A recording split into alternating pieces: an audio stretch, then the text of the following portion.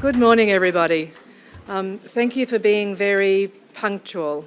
Thank you for that. That means we can get started in good order. So for those of you that don't know me, my name is Deirdre Mulkerrin. I'm the IPA Queensland President, and my day job is I'm the Director General for the Department of Children, Youth Justice and Multicultural Affairs. So I have no idea where I'm standing here today because this week in the House our youth justice amendments are being debated. So this looks like a very calm facade about what is about to be a not a very, whatever the exact opposite of that is. So can I begin by acknowledging that we meet on the traditional lands of the Jagera and Turrbal people, pay my respects to elders past, present and emerging, and pay my respects to any First Nations colleagues present. And to remind us all that our responsibility is to walk lightly in partnership with our communities. Thank you. So while I'm on a roll of doing acknowledgements, can I also acknowledge any of my IPA colleagues present, so individual members, organisational members, partners and IPA councillors present, particularly my partner in crime, Tanya Hornick. Can I also acknowledge MGD Well CEO John Barton, the IPA partner and sponsor who will close this morning. And of course welcome our special guest, Dr. Ryan O'Murphy, Global Head of Behavioural Insights of Morningstar. And I thank Morningstar for their support through Dr. Murphy. So just a little bit about our IPA partner, MGD. MGD Well, through a boutique financial services firm with a portfolio of specialist advice services based in South Brisbane. They are truly committed to supporting our members from the public service and the public purpose sector. They are, in fact, one of our most supportive partners, both in terms of their sponsorship and through attracting some really interesting world-class speakers, Exhibit A, through their network. In partnering with MGD, our goal is to support our members to challenge our thinking and to keep ourselves informed about economic and financial issues as they apply to us as individuals and in our professional work. So we're very excited about our partnership, and today's presentation is in fact the fourth event that we have delivered in partnership with MGD. So we thank them for their support. So now if I can move on to introduce our speaker today, Dr. Ryan O'Murphy, Global Head of Behavioural Insights at Morningstar. Dr. Murphy is a social and behavioural scientist who researches how people make decisions. He often forms formal models that conceptualise people as perfectly rational decision agents. I don't think I've actually ever met one of those in real life. And contrast these ideal decision makers with real people's behaviour from experiments. I'm used to more of the real people stuff. So currently working at Morningstar in the finance industry as the Global Head of Behavioural Insights. He was previously the Chair of Decision Theory and Behavioural Game Theory at ETH Zurich. I don't know how that fits on a business card. And a visiting professor in the Economics Department of the University of Zurich. So today, Dr. Murphy will provide insights from his extensive experience in interdisciplinary behavioural science and behavioural economics to understand how, as leaders, we can understand our own decision-making habits and biases. So today, as you're listening to Dr. Murphy, I ask you to think about, in your role as public purpose leaders, how can we use this information and this knowledge to support the development of better policies and programs for the public. That is, after all, what we're here to do. So I'd like to now hand over to Dr. Murphy. Thank you.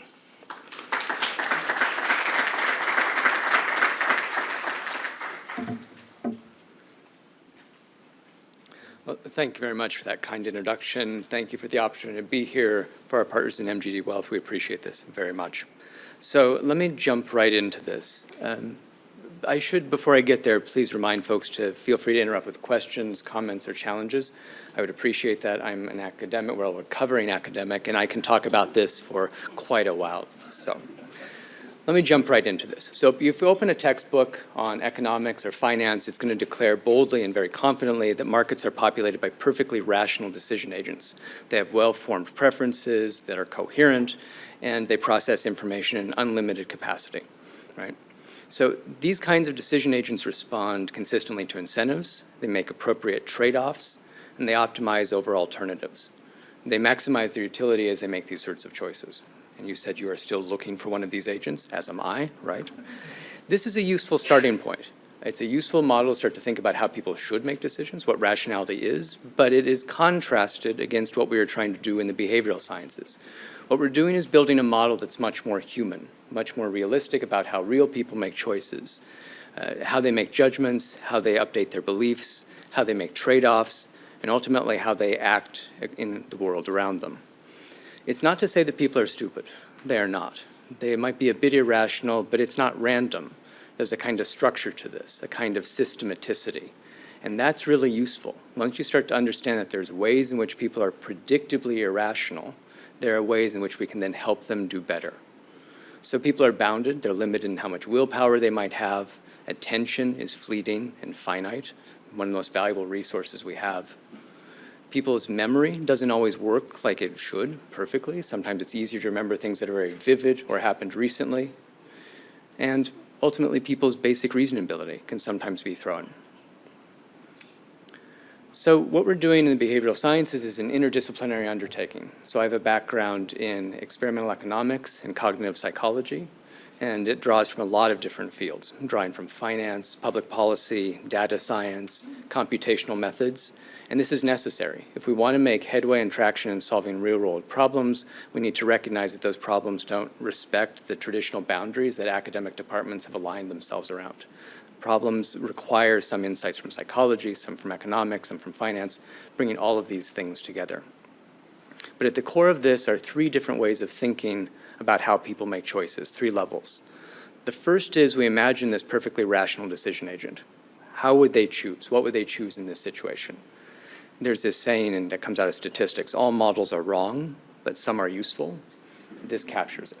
This notion of rationality is really useful. Yes, we know it's wrong, but it's a useful starting point. Next, we start to get into more of the psychology of how people make choices. What do real people choose? Why do they choose? This is a descriptive approach. Sometimes that's different, but now you have two different vantage points to try and understand and make sense of how people make decisions. To me, what's the most promising and most interesting is the next step. That middle step of how people make choices, this has been done quite a bit. I'm sure you've read about it in the last 30 years, starting to accumulate the list of kinds of heuristics and biases that people make. If you go and check out the Wikipedia page on this, there's about 250 or so kinds of biases or foibles that people make, right? That's useful, but that's just a collection of mistakes. To me, that third point is really interesting. Once you start to understand the structure, the systematicity of the kinds of mistakes real people make, then you can start to think about ways to help them make better decisions. How can we nudge irrational decision makers to choose more rationally? Let me pause there for a second and just see if there's any questions or comments, vehement objections.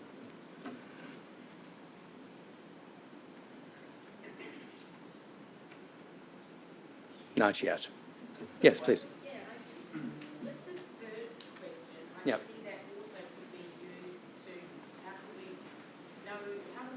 use what we know about how real people make choices to actually influence them to make poorer choices? Advertising, so you're bringing a certain notion of the dark arts, right? Okay. So if you know the kinds of foibles people make, so I repeat the question for those who may not have heard. If you know the kinds of foibles you make there, what if your interests or intentions were not to help people make better choices, but to make worse choices? Yes, examples abound, right? Lots of marketing, other sorts of insights use the things we know here. They haven't discovered it so much from a scientific standpoint, the deep principles at play, but they do know what works in getting people to sometimes not act in their best interests. All you have to do is walk into a casino to see some lovely examples how the casinos are providing decision aids to help people make bad choices.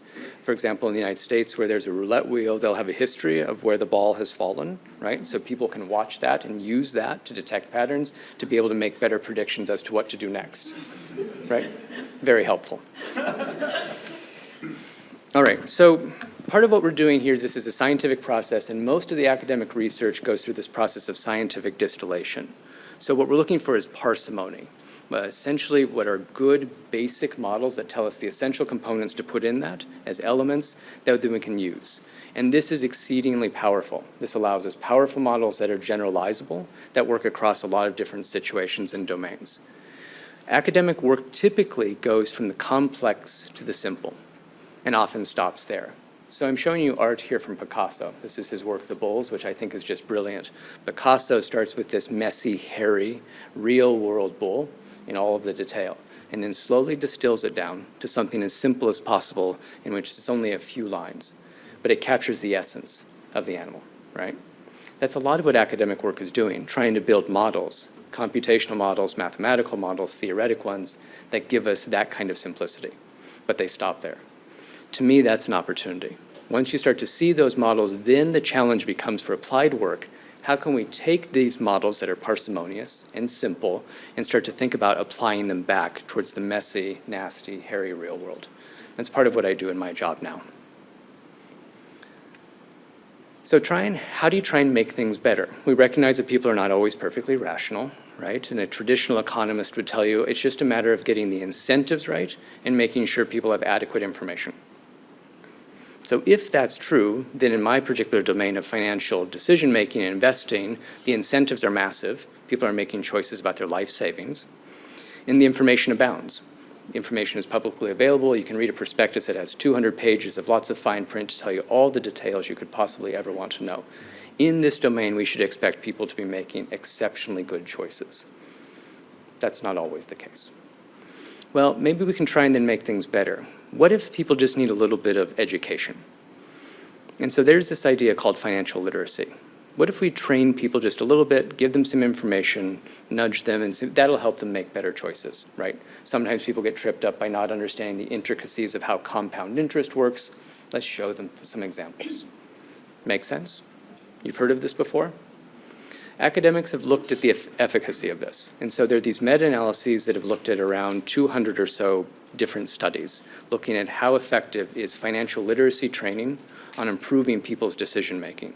And the results are stark. So quoting here from this paper, well-known paper from Fernandez et al., when they look at all these different studies, we find that interventions to improve financial literacy explain only 0.1% of the variance in financial behaviors studied. That's a very nice and academic way of saying that it doesn't matter squat.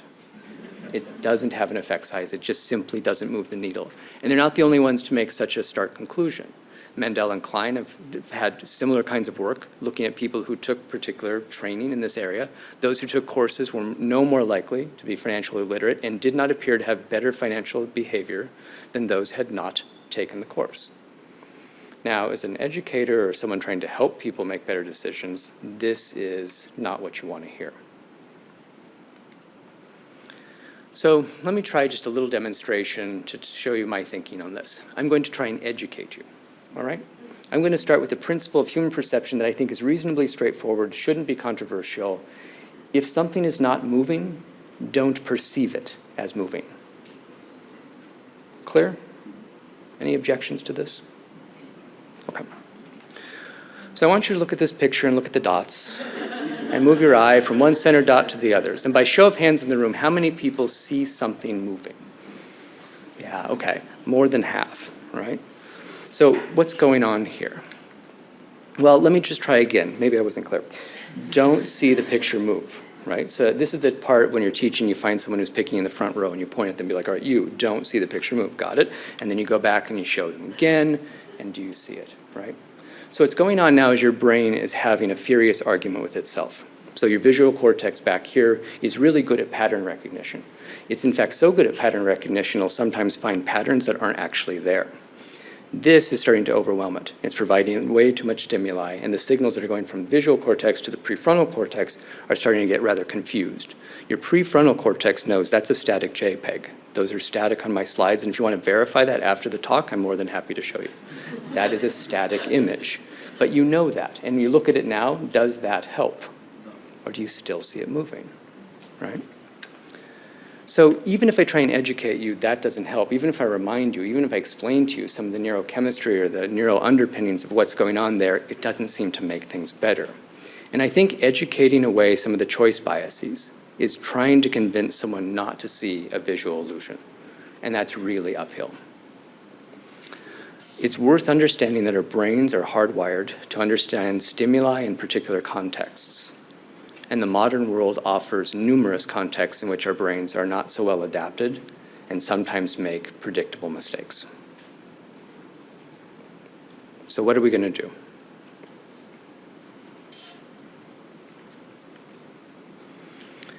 You might have seen this visual illusion if you took introductory psychology. It's that image on the left. It's called the Mueller-Lyer illusion. So which of those horizontal lines is longer? Now at this point, some of you are starting to get paranoid whenever I ask you a question. Don't fall for it, right? There seems to be an easy answer. It's that top one. It's got to be longer. It looks longer, but it's not longer, right? So who are you going to believe, me or your own eyes, to quote Chico Marx here? So I think one of the most promising avenues forward is not trying to educate people, it's not trying to incentivize people, and it's not trying to give them more information. It's starting to think about how do we structure decision environments for people to make better choices. And this requires us to think about designing for two minds. You keep this notion of perfectly rational decision agents in mind, but you also start to remember that people are bounded in the ways that they approach the world. And it's worth starting to think about it as a starting point. One of the most powerful examples we have comes from this notion of defaults. So if people are perfectly rational, you give them all the options, they optimize, and that's that. However, if people are constrained in their attention, the other sorts of boundedness that they are operating under, maybe it's wise to use some sort of default option, some pre-selected course of action, whereas the person doesn't do anything, that's what happens. Now again, this needs to be done from the standpoint of being a fiduciary, thinking in their best interests. If you bring the dark arts to this, this could be something that could nudge people in things that are simply not in their best interest. One of the most prominent examples from the literature showing the power of defaults happens to be in organ donation. There was a natural experiment that emerged in that some countries, their default condition was that people were organ donors, and in other countries, people were not organ donors. In all of these countries, it was trivial to change which status was. You fill out a little card when you get your driver's license or pay taxes, and you can switch. 2 minutes, straightforward, right? So if people had preferences in this domain, you'd expect there to be about an even distribution. But look at the differences in organ donation rates across these countries. So this is research from Goldstein and Johnson, published in Science. It's a massive difference. People in finance have used such a thing. So one way in which we can nudge people to have higher savings rates is to use a default. And so this has been done numerous times. Lots of different companies, lots of different states in the United States have used this, where the default used to be that you wouldn't be saving in a particular retirement plan. And now many places are using the default of 3%, 6%, and that's massively changing the savings rate of people in the United States. Current generation of millennials are saving more than generations before them. It's not because of financial literacy training. It's not because of information or education or anything like that. It's because of defaults. This is a really powerful tool to be able to nudge people. All right, let me talk a little bit about thinking like a behavioral scientist. So there's this great cartoon here, comes from XKCD.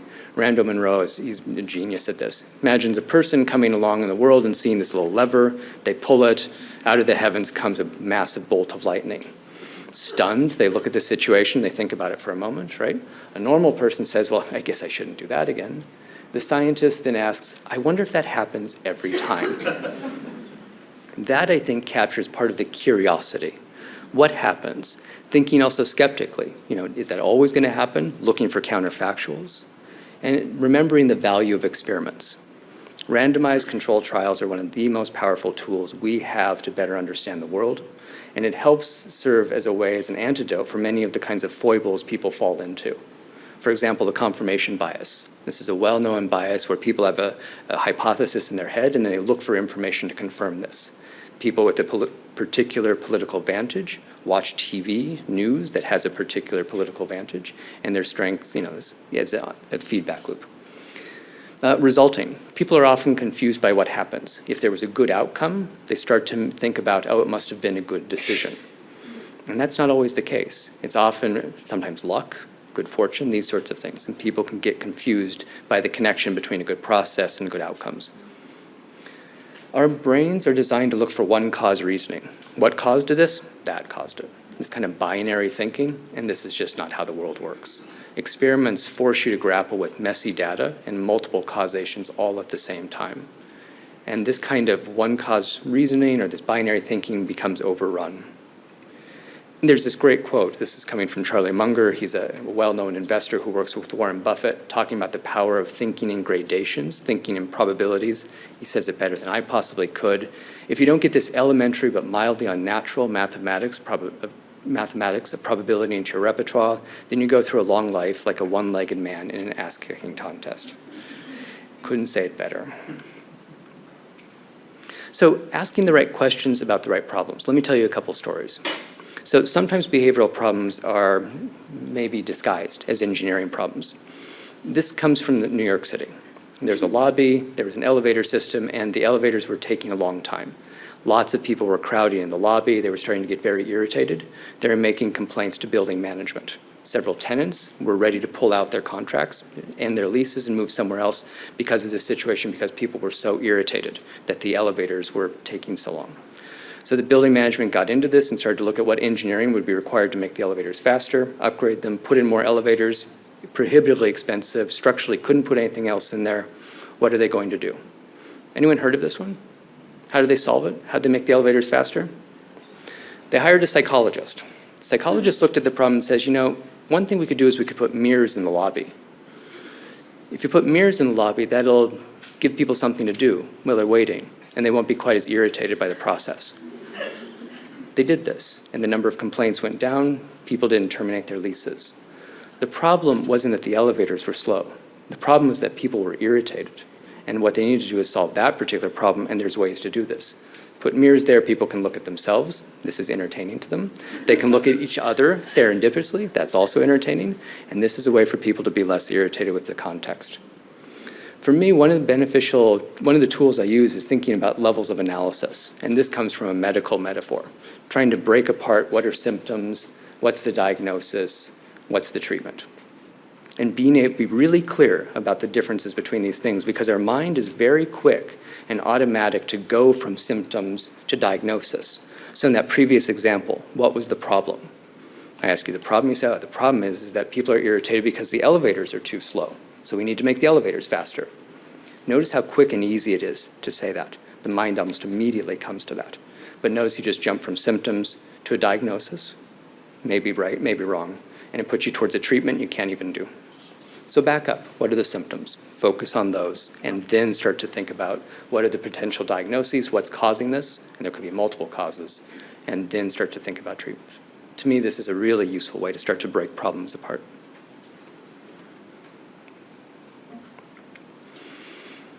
Okay, worth keeping in mind that things bite back. So in behavioral systems, these are interdependent systems, and sometimes there's unintended consequences. So there's this great story that comes out of the British Empire was managing Bombay, and one of the problems they had was that there were simply too many snakes around. And so they had to deal with this, right?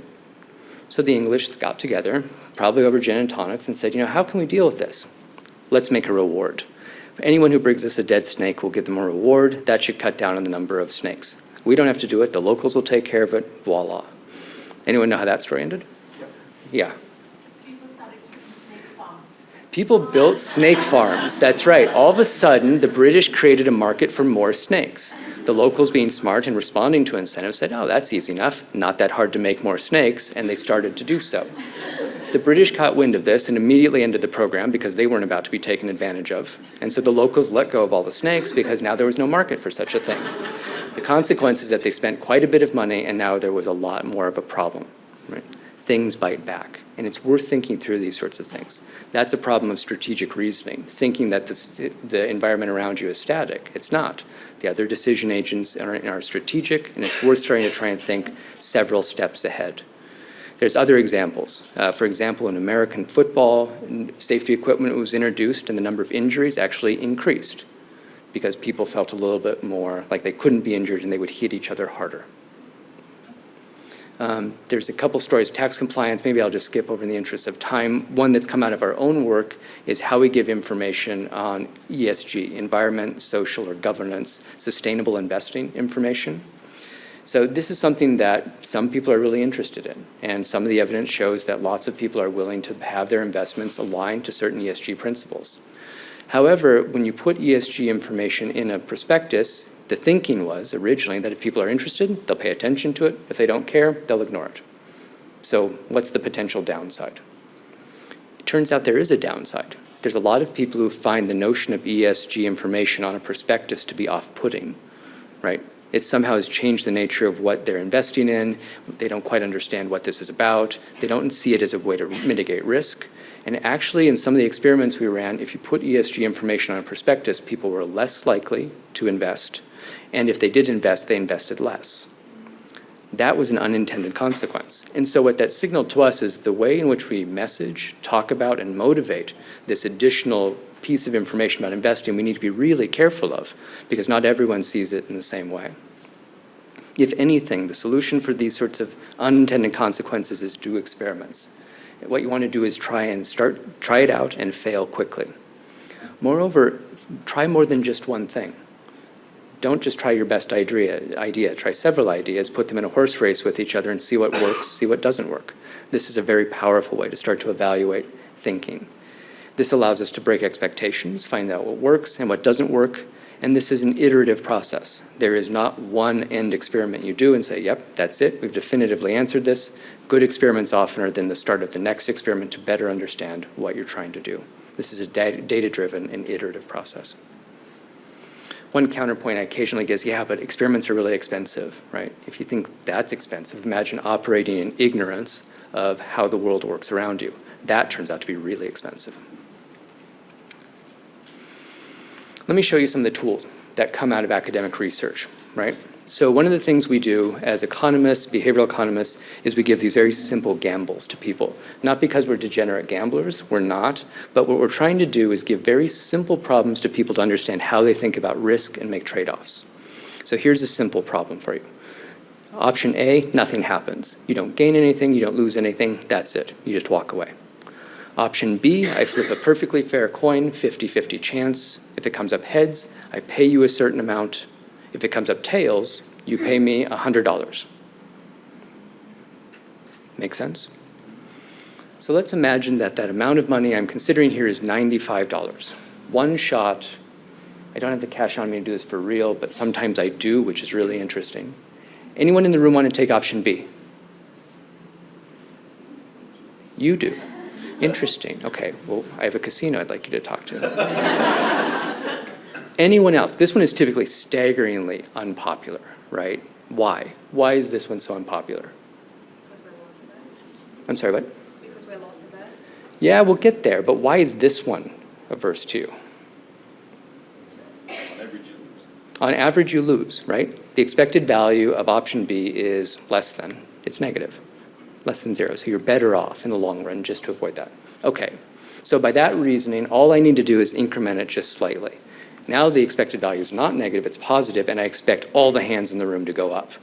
How many people are interested? One shot. All right, a couple people, but it's not all that popular yet. What we have to do then is start to increase this amount of money, to start to see where people are interested. And experiments are done like this, real experiments with real people using real dollars, real money, with consequences like this. Is 120 enough? Imagine I'm putting you on the spot, calling you out. Is 140 enough? Would you do it for 160?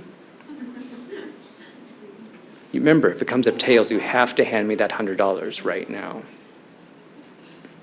What we find with experiments is that we often have to go up to around 200, 220 or so before about half the people, on average, are interested in taking such a thing.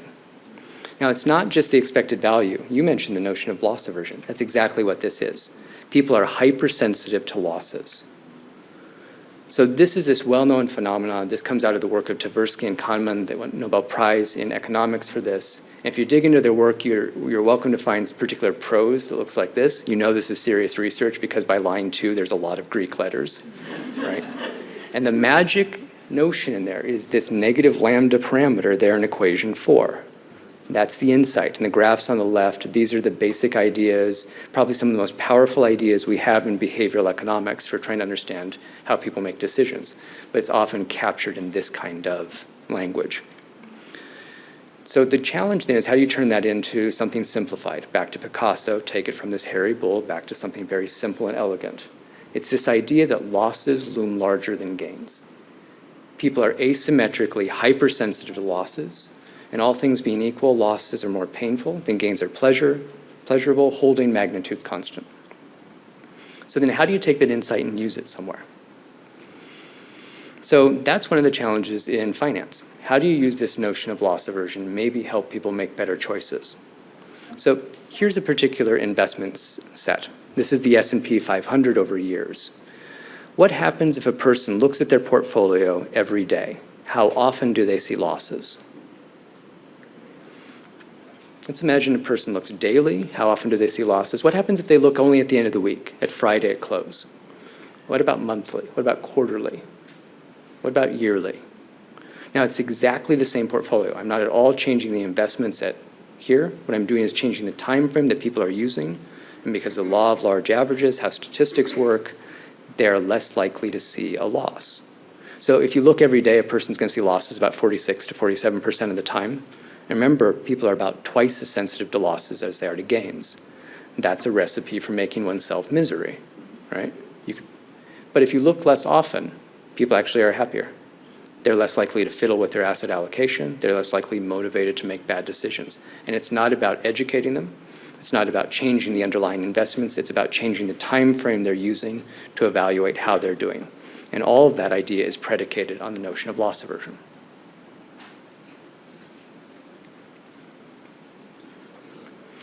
All right.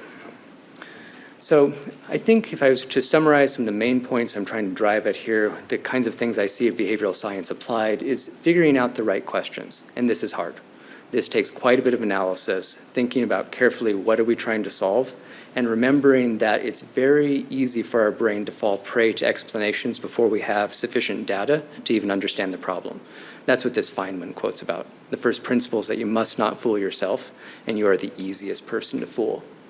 This was a bright guy. He was one of the brightest physicists in the 20th century, won the Nobel Prize, and he recognized just how easy it is to fall prey, how our minds sometimes work against us. Be curious, be open-minded, be willing to tolerate ambiguity. Ask yourself, why might I be wrong? What am I not seeing? What do I not know? And these are not natural questions. It's natural for our brain to look for information confirming hypotheses, not the opposite. And find the ability to appreciate complexity and interdependent, multiple probabilistic causations. I know that's a mouthful, but the world is not so simple that A always causes B. It's probabilistic, and there's lots of causes, and they're operating at the same time. And there's feedback loops. This is the complexity we find ourselves in. Figure out how to measure what matters. There's this entire field called psychometrics, which is dedicated to understanding how to take computational, quantitative methods and measure people, their attitudes, their beliefs, their preferences. It's one of the most valuable sorts of things that we have at our disposal. Because if you get the measurement wrong of these elemental building blocks, everything else that follows is garbage. Getting the measurement right of what people really want, care about, belief, this is really important. And it's hard not to overemphasize this. Run experiments. Run experiments and studies, run them often. And this is the sort of thing that they can be quick, they can be easy, and it's the sort of thing that provides data and feedback that allows people to iterate and think better. And it's this iterative thinking that allows us to muddle towards better solutions to problems. And remember, it's not always so simple. Things bite back. So Tufte is a professor at Yale, as I recall. He has his brilliant books on thinking about how to use data in public policy and representing information, but talking about how hard this can be, right? The study of human behavior is not rocket science. It's actually harder than rocket science. I've worked on a couple papers with physicists, and I love working with physicists. It's the rigor and the training, but both of them on these different projects had stopped me mid-project and said, this is actually pretty complicated, which to me was heartwarming, right?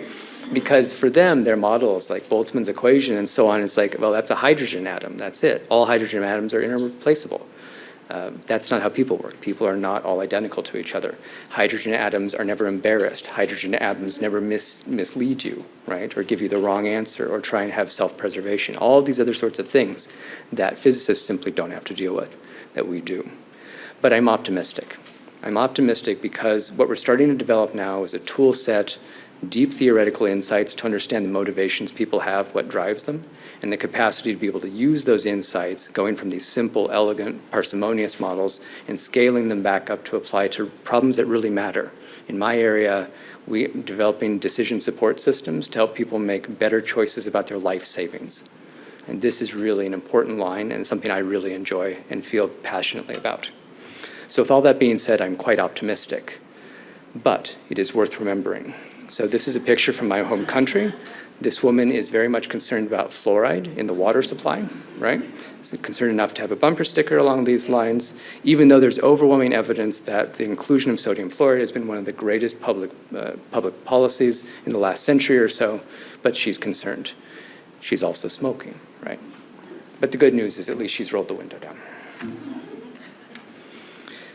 As a recovering professor, I can't but help leave a reading list. For those of you who are interested in this area, these are some books that I find to be wonderful. These are on my shelf. It is in no way an exhaustive list nor ordered in a particular way, but if you find yourself interested in these topics and want to follow up more, these are some great places to start. These people, many of the authors in here are masterful. They come from a place of having very deep subject matter knowledge, but are able to start to take those lessons, those principles, and start to bring them back up for application. And that's always very refreshing to see. There's a lot more work to be done, but we're starting to see some really great fruits come out of this endeavor. So thank you very much for your attention. I appreciate it, and I look forward to your questions and comments.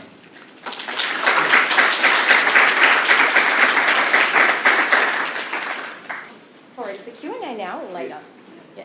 I would prefer now. Can I ask, when you're, I guess, looking at a problem and figuring out the diagnosis and the treatment, do you look at the various levels of the system within which that behaviour occurs? When you're designing your experiments or when you're looking at the intervention points, is it an individual thing? Is it a social thing? Is it geopolitical? Right. How do you approach that? So absolutely. I think that context is essential to look at, and I think that for most of the problems we look at, they're very much at the individual level. So I look at how individuals or households might make decisions about investing. But I think that how do you start that? I think you go start to talk to people. I mean, you start to act a little bit like an anthropologist and go observe and ask them in their own words what they are talking about. But remember that metaphor I was talking about, that medical diagnosis, is people sometimes jump in and start to diagnose their own problems or even start to suggest treatments. If you can get them to talk about symptoms, that's where you start to get the real insights. What's the snag? What are the problems? What are the challenges they have? Once you start to understand that, then it starts to become clearer what the next steps might be. But yeah, you need that context. Yes? It's a very good presentation. You've talked a bit today about people making irrational decision-making around different in financial markets. Would you like a comment about other asset classes, say, for instance, property? And the reason I raise that is that, in history has shown that when we have significant downturns in property, people lose their sensibilities, and yet a lot of the irrational thinking seems to be just around the day-to-day movement in markets, whereas property seems to get a free pass, and yet it's another volatile asset at times in history, and it doesn't get sort of the attention that shares typically get. Sure. So I wouldn't make any particular comments on asset classes in particular, right? The other comments I'd make is that predictions are hard, especially about the future, right? Quoting Niels Bohr here. I think that what's worth remembering is that bubbles are a recurring phenomenon. And we have research papers along these lines looking at some of how bubbles form, how they burst, and this is something that continues to exist. And so I think that it's very easy for people to start to look only at the upside, not think about the downside, and get caught up in this. And there's even this notion of a greater fool theory, right? A person can know they're in the midst of a bubble, but they just have to find someone who's even a little bit more deluded than they are. Right? And that, I think, is, again, that's a recipe for disaster. I think the one piece of advice I would give on this is that good, solid investing shouldn't be that interesting. It's not designed to be entertaining. And if people are using this as a form of entertainment, that's where you might start to see some trouble. It's okay for it to be slow. It's a long-going process. And in some of the advents of digital technology we have now make that harder. For example, you can get an app on your watch that will buzz if a particular share you own has changed price, right? How is that going to materially impact the quality of your life? Right? If anything, that strikes me as fodder for making bad decisions. So probably one of the best things people can do is try and tune that down a little bit, not look at daily price movements. Remember, your brain's really good at seeing patterns that may not even be there. Thinking about how to structure the environment to help people make better long-term investing decisions rather than fall prey to particular noise.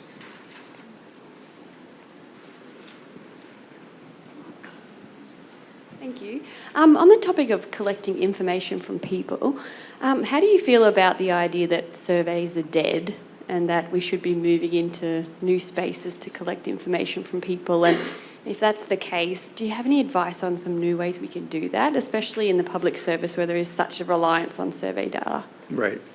So I hope surveys aren't dead. But I know what point you're getting at is that people are getting survey fatigue, right? And there's just too much. Moreover, many of the surveys that are put out there are so poorly designed that they don't really help people measure what they're after. So it's not unusual for me to get survey questions that are double-barreled. You're asking people, how do you feel about A and B? Well, I mean, the way you structure the question is, I can't answer this. I like A, I don't like B, but that's not an option here, right? So there's a lot of surveys that just simply can be improved that way. So I think that there's room for better surveys. I also think there's room for having serious engagement with people who could be research participants. People like to find out about their results. And a lot of surveys, you push the buttons and it just disappears. You never get to see what happens. One of the very useful features, and we can do this with digital technology, is people answer the questions and then see their choices relative to other people's choices, right? This is akin to putting mirrors near the elevator, right? People are interested in themselves and others around them. If you give them that kind of feedback as they're providing you data, this strikes me as a way to foster that engagement. There's lots of other sources of information. So for example, how long people read web pages, how long they click, what they read, these sorts of things. That's a much more complicated kind of data set, but I think those kinds of process analysis can be useful for understanding what drives people.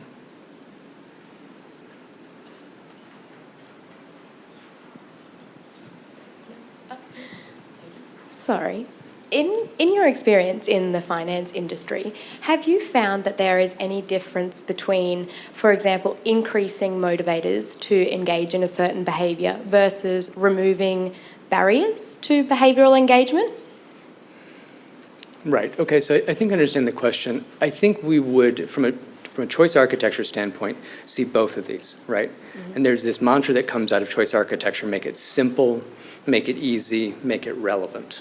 Like over and over, if you're just repeating these things, what do I want the person to do? What can I do to make that really simple? That's why defaults, I think, are so effective. They just make this straightforward and simple.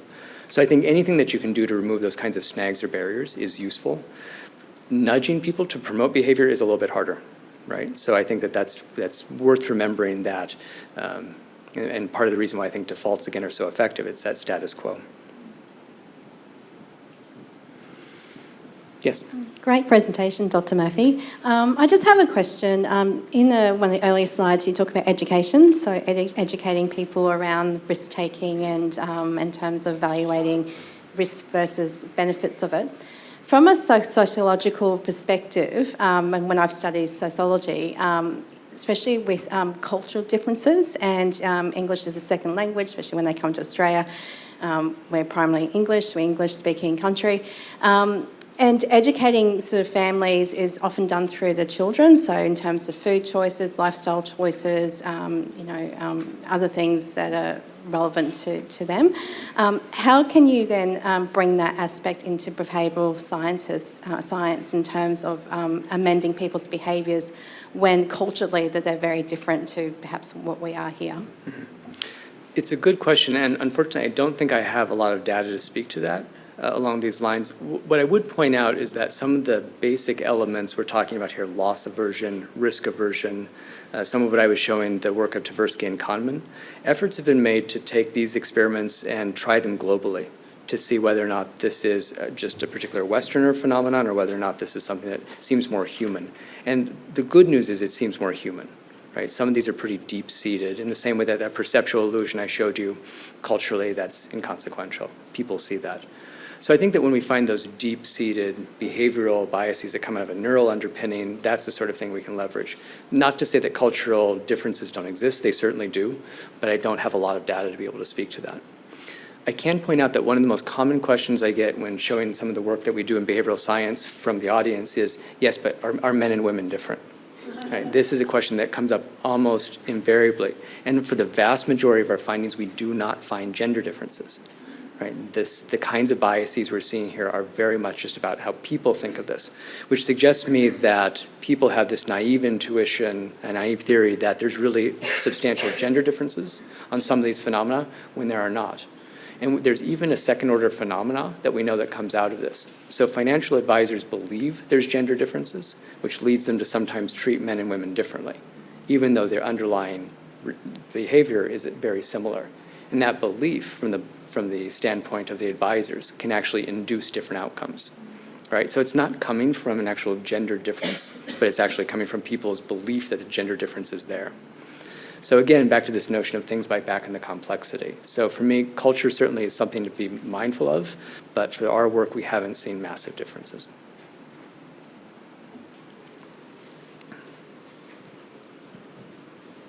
Thank you for your presentation. You mentioned before that people tend to start self-diagnosing and saying various things. Do you often find people will say something but then act actually very differently to what they say? Or do you find it that what they're often saying is in alignment with their actual actions? Right. So I think there is a difference often, right? And this is one of the big methodological differences that comes out of how economists and psychologists approach this. So let me give a really professorial and academic answer, and we'll see if that satisfies, and then we can circle back. So psychologists often ask people directly, what are your preferences, what do you want? And then expect people to say such a thing. Economists tend to have this approach that's called revealed preferences, where what you do is you give people well-structured choice sets. Do you like A or B more? Let me have you choose between A or B. Which one do you want? I want A. Let me give you a choice between B and C. I want B. Now let me give you a choice between A and C. Well, you choose A, right? You have to. This is the notion of transitivity, and if people don't, then you have some sort of irrationality that's inherent. So I think that there's two general ways to get at this. For a lot of the really important decisions where we're making portfolios or financial decisions for folks, what we try to do are build models that are based on revealed preferences. Not just having people say what they want, but actually have them make choices. One of the benefits of this is that it allows us, through the constellation of choices they make, to diagnose when they are inconsistent, when they themselves don't even know that they're inconsistent, right? And so that, then you can take that information back and say, you know, their choice pattern here is just not something that we probably should take a lot of strong action on. If you only conduct things in terms of a verbal sense or have them explain things to you, they're really good at explaining things. And that should give you some pause as to whether or not that's actionable. Does that make sense? So in our approach, we use both of these kinds of things, but when it comes down to it, I for one, really like to see revealed preferences, looking at the choices people make, and then from that back out what their motivations are, what drives them. Thank you, Dr. Murphy. I just wanted to follow on from the previous conversation about using some of these insights for potentially negative outcomes. And that some of these insights have probably been intuited through marketing departments, and big businesses that invest heavily in consumer testing. How do you see the ethical thinking and frameworks for this field of science? Do you think it's maturing? And particularly when we're thinking about introducing changes to make people better off, which in a sense can be an ethical consideration. Right. How do you think about it? How should we think about it? Let me try and take a stab at that. I certainly recognize that there are ethical considerations for this. For example, in my job now, I am a fiduciary. I work as a fiduciary, which means I have to take the best interest of clients first and foremost. That, I think, is a really useful framework for using and applying behavioral science. I like that. From an academic standpoint, there's lots of other regulatory capabilities that universities have to make sure that the dark arts do not take over too much along those lines. But I think part of what we're doing here is by making this explicit, like explaining to you how the mechanisms work, like as a magician revealing actually how the mechanics of the illusion, that's at the point people say, hey, wait a minute, this might be potentially abused, right? But people have been abusing these things for the last 60 years, 80 years, right? I mean, there's a lot of stuff in marketing, things that people do that lead people to make bad choices. So I think that by making it more explicit, by talking about what loss aversion is, how you can use that potentially to nudge people's decisions, I think starts to make it clearer, and I think it's worth having an ethical debate, the degree to which we are nudging people. I think that there's immediately, when you start to think about a public policy standpoint of using some of these principles, ethical considerations come up of, are you using undue influence on a person? I have one paper in the Journal of Medical Ethics looking at how decisions are framed that, to be very careful, you don't want to induce people to make choices that they wouldn't otherwise want to. Luckily, in medicine, there's very strong ethical standards as well. In car sales, not so much, right? So I think as we consider this in public policy, it's worth having those discussions and being really explicit about that. I also think that there's benefit of having there be independence and overview and review, right? So it's not just one group running the research, but there's also a little bit of oversight to say, is that consistent with our mission and what we intend to do as a society?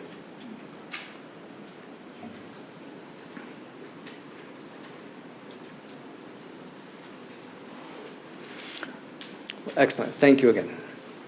Thank you, Ron. Ladies and gentlemen, good morning. As Deirdre introduced earlier, I'm John Barton. I'm CEO of MGD Wealth and very proud to be a supporter of IPA.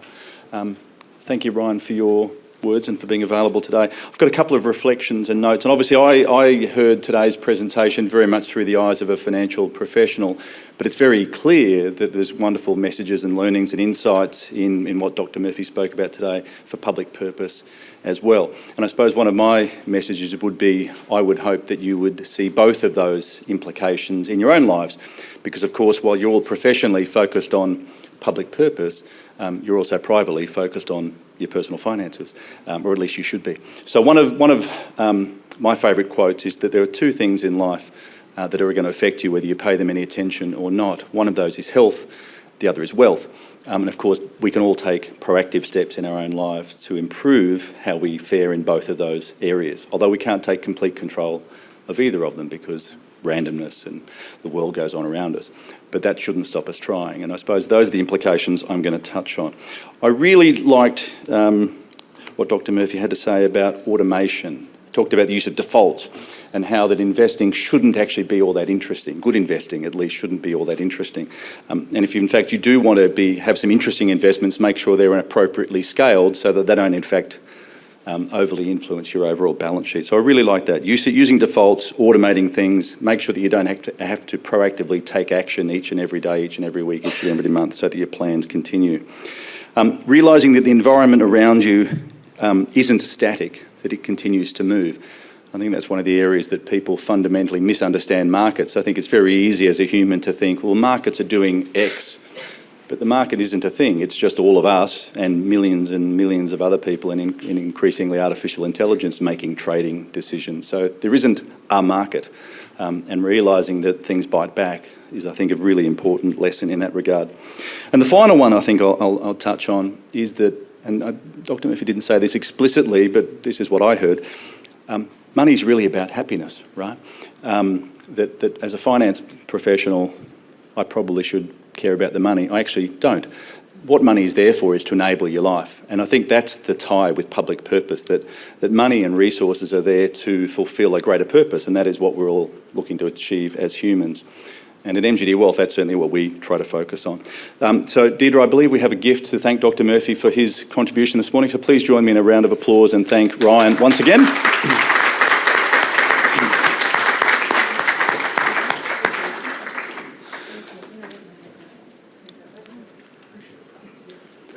Now, thank you very much again. Thank you, Deirdre.